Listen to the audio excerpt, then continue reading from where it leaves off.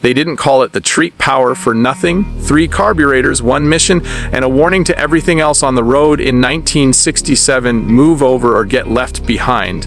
What's up, everyone? Today, we're stepping back into one of the most powerful, most legendary, and most misunderstood moments in American muscle car history. And if you're a fan of raw torque, factory-built rebellion, and engines that sound like thunder cracking across asphalt, you're in the right place.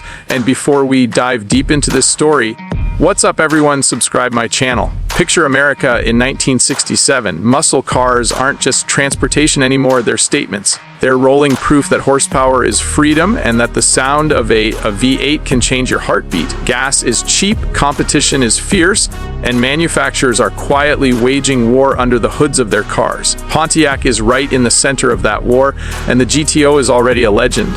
But Pontiac isn't done. The 1967 Pontiac GTO Tri-Power isn't just another option package. It's the final, no-compromise expression of Pontiac's original muscle car philosophy. This is the last year Pontiac ever offered a factory Tri-Power setup, and they knew exactly what they were doing. This wasn't about efficiency, comfort, or playing it safe. This was about dominance. Under the hood lives the 400 cubic inch Pontiac V8, an engine designed with brute strength in mind. But what truly separates this car from the rest is the induction system. 3 2-barrel carburetors sitting proudly on top of that V8 like a crown. The center carb handles everyday driving smooth and controlled, but the moment you bury the throttle, the outer carbs snap open, unleashing all hell. The sound alone is unforgettable. It's not just loud, it's mechanical music, a deep, aggressive roar that tells everyone nearby something serious just woke up.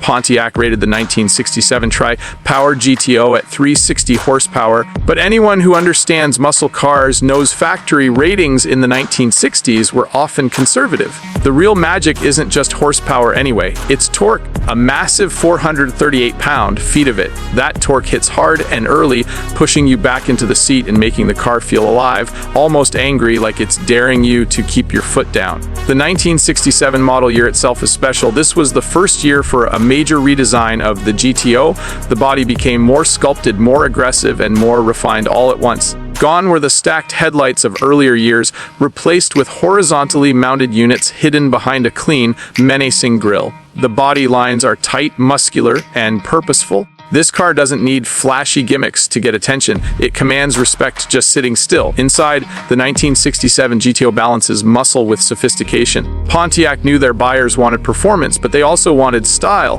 The dashboard layout is clean and driver-focused, with optional rally gauges that make the cockpit feel like a performance machine, not just a car. The wood grain accents, bucket seats, and available center console remind you that this was a premium muscle car, not a stripped-down drag racer, even though it could absolutely hold its own at the strip. And that's where the Tri-Power really shines. On the street, it's surprisingly civilized, smooth idle, strong mid-range, and plenty of power on tap without being uncontrollable. But line it up at a stoplight or take it to the track, and this car transforms. When all 3 carburetors open, the engine breathes freely, pulling hard through the rev range with a sense of urgency that few cars of the era could match. The 1967 Tri-Power GTO also represents the end of an era. Emissions regulations were tightening, insurance companies were starting to panic, and the muscle car golden age was already under threat. Pontiac knew the Tri-Power's days were numbered, and that makes this car feel like a final statement. It's Pontiac saying, "This is who we are, and this is what we can build." Today, that legacy makes the 1967 GTO Tri-Power one of the most sought-after Pontiacs ever produced. Real numbers matching Tri-Power cars are rare, and values continue to climb. Collectors know what this car represents. It's not just metal and rubber. It's history. It's the last factory Tri-Power, the last time Pontiac fully leaned into excess without apology. But with that desirability comes confusion and controversy. Clones are everywhere. Many standard GTOs have been converted to Tri-Power setups over the years, and while they can be fun to drive, they're not the real thing.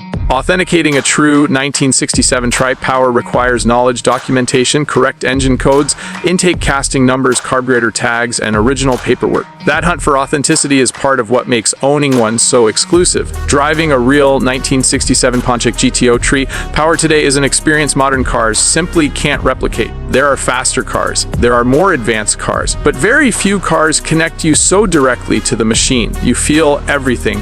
The throttle response, the vibration, the mechanical feedback, the raw honesty of it all. There are no driver aids saving you, no computer smoothing out mistakes. It's just you, the engine, and the road. And that's why this car still matters. In a world moving toward silent motors and digital dashboards, the 1967 GTO Tri-Power stands as a reminder of when cars were built with attitude. When engineers pushed boundaries, when sound mattered, when power wasn't hidden behind software.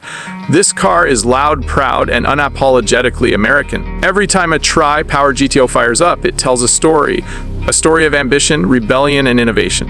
A story of a brand that wasn't afraid to challenge the rules and build something unforgettable. And as long as people care about muscle cars, that story will never fade. If you love classic muscle, if you respect the legends that paved the way, and if the sound of a triple carb V8 gives you chills, then the 1967 Pontiac GTO Tri-Power isn't just a car. It's a symbol, and legends like this deserve to be remembered, talked about, and driven. Stick around for more deep dives into the greatest machines ever built, because this era of automotive history is too important to forget, and there's still plenty more power left to explore.